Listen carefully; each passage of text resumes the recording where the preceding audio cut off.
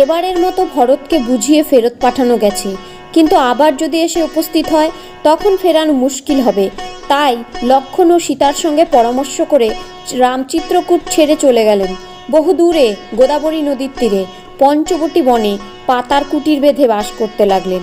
পঞ্চবটী বনে রাম লক্ষ্মণ সীতা বেশ সুখেই ছিলেন, কিন্তু বাদ সাধল লঙ্কার রাজা রাবণের বোন রাক্ষসী শূর্পণখা একদিন সুন্দরী এক মেয়ের রূপ ধরে রামের কাছে এসে সে বলল, আমাকে বিয়ে করো। রাম বললেন, সে কি করে সম্ভব? এ তো আমার স্ত্রী সীতা, আমি তাকে ছাড়া তোমাকে কিভাবে গ্রহণ করব? শূর্পণখা তখন লক্ষ্মণকে বলল, তোমার তো আর স্ত্রী নেই, তুমিই তো আমাকে বিয়ে করো। শূর্পণখা কথা শুনে লক্ষ্মণ তো হেসেই খুন। শূর্পণখার খুব অপমান হলো। সে বিকট রাক্ষসীর রূপ ধরে সীতার দিকে ধেয়ে গেল। সীতা ভয়ে কাঁপতে লাগলো। লক্ষ্মণ আর দেরি করলেন না, তলোয়ার দিয়ে শূর্পণখার নাক কান কেটে দিলেন। রাক্ষসী তখন কাঁদতে কাঁদতে